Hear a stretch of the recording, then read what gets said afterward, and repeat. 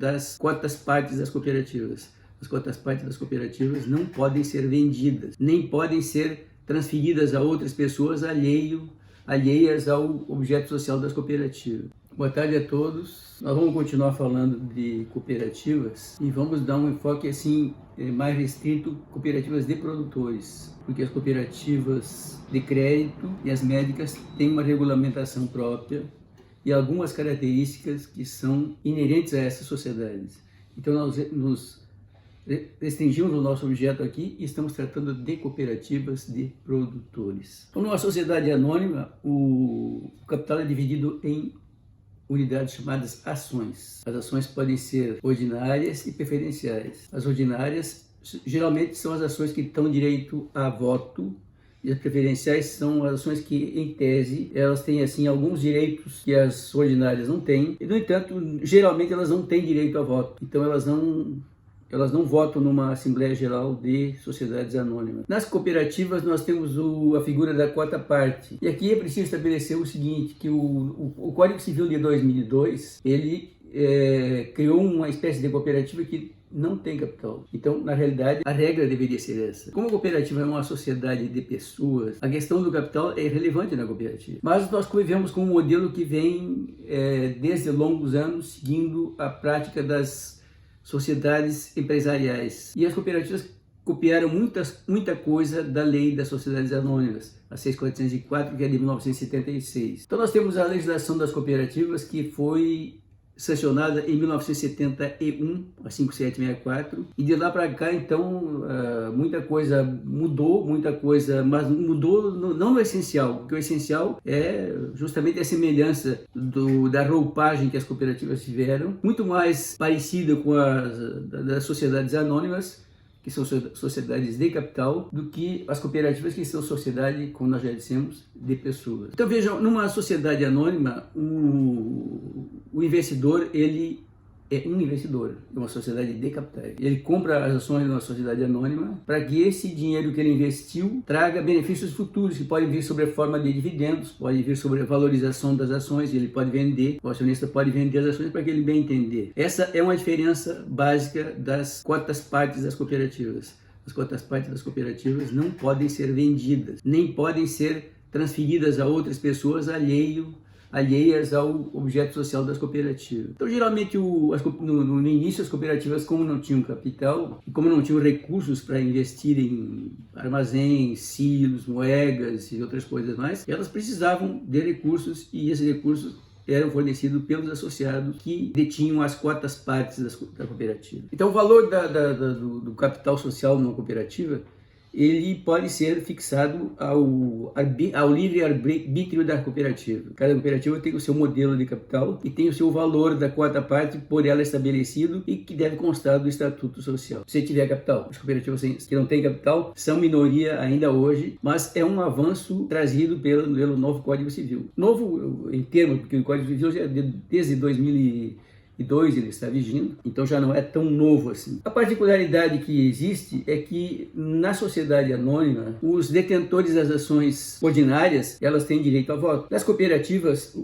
cada associado tem direito a apenas um voto, das singulares. Independentemente do capital que o associado tiver na cooperativa, ele vai ter sempre direito somente a um voto. Isso é uma coisa que tem que ficar claro. E o associado não pode entrar na cooperativa e não pode ser detentor de mais de 1/3 do capital social. Isso para evitar que quando o associado eventualmente se desliga da cooperativa, ele leva o seu capital, e levando o seu capital, leva dinheiro, recursos da cooperativa, que muitas vezes a própria cooperativa não tem. Muitas vezes esses recursos estão aplicados, geralmente, em bens do ativo imobilizado, que no caso de uma saída de associado que leve recursos substanciais, a cooperativa não teria como se manter sem esses recursos.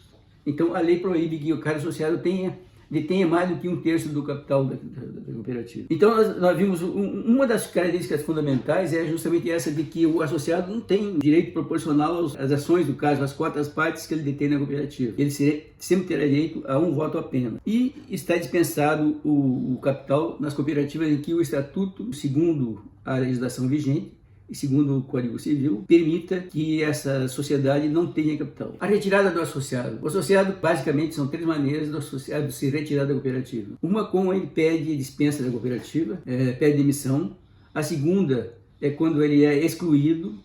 E a terceira é pela exclusão.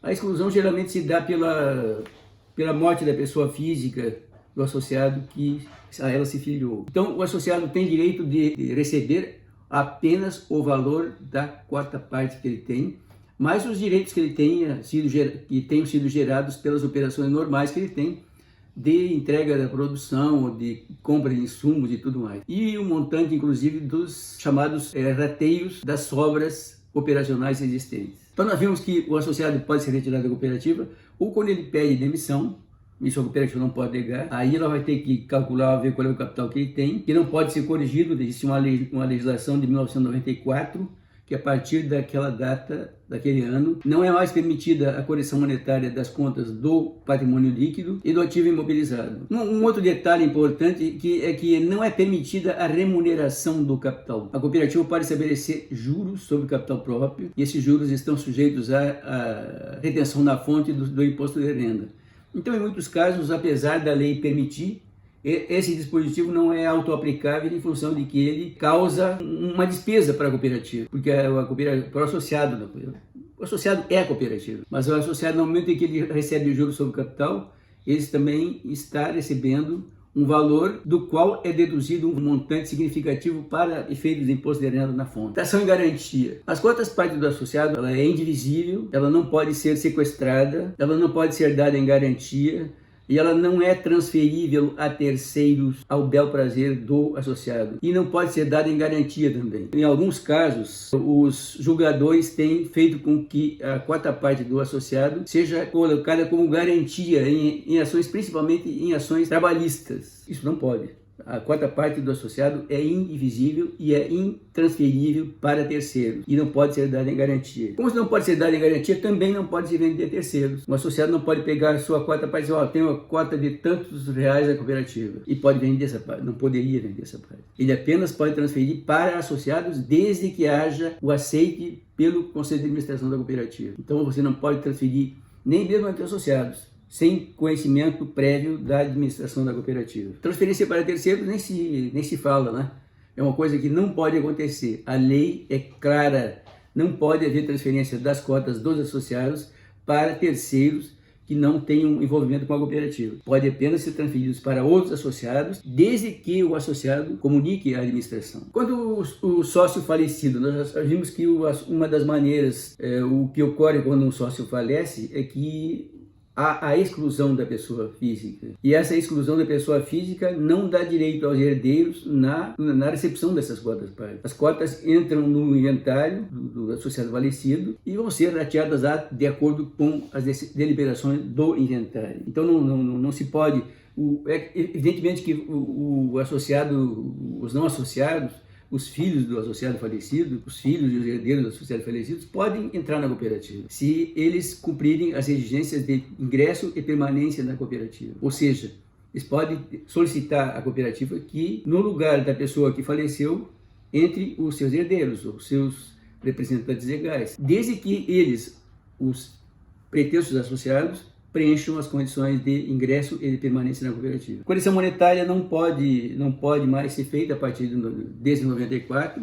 Existe uma lei expressa que até 94 se poderia fazer a correção monetária do patrimônio líquido e do ativo imobilizado. A partir dessa data não é mais possível fazer esse tipo de correção. E um detalhe importante é que nós vimos que até 1971, quando foi criada a lei das cooperativas, havia um negócio chamado joia de admissão. Ou seja, as cooperativas que já estavam capitalizadas, que já tinham armazéns, que já tinham depósitos, que já tinham moedas, que já tinham secadores, elas poderiam aceitar o ingresso de novos associados, desde que eles pagassem um ágio. Na realidade, não deixa de ser um ágio. O artigo 37 da 5764, inciso 2, não permite mais que haja cobrança desse ágio. Então, a partir de 71, as cooperativas estão proibidas de cobrar ágio para o ingresso de novos associados. Assim como não podem remunerar agentes que venham eventualmente a fazer a captação de novos associados. Não pode haver mais essa remuneração, assim como não pode ser cobrado o ágio para os associados novos que entram na cooperativa. Um detalhe importante é que, não através da lei, mas através de uma resolução do Conselho Nacional de Cooperativismo, foi criado o capital rotativo. O capital rotativo não deixa de ser um empréstimo que tem que ser estabelecido através do Estatuto Social, que aí tem que, inclusive, colocar o prazo e as condições da remuneração desse capital, que ele tem um prazo para ser devolvido e que o associado vai levar aí, nesse caso, uma remuneração. Nesse caso, nós achamos que o montante do capital rotativo não deve ficar em patrimônio líquido, a não ser que seja um capital que vai permanecer cooperativo por 5, 6, 7 anos, mas em prazos menores, esse valor do capital não passa de um empréstimo, ele deve ser colocado fora do patrimônio líquido. É basicamente isso aí que nós queríamos transmitir.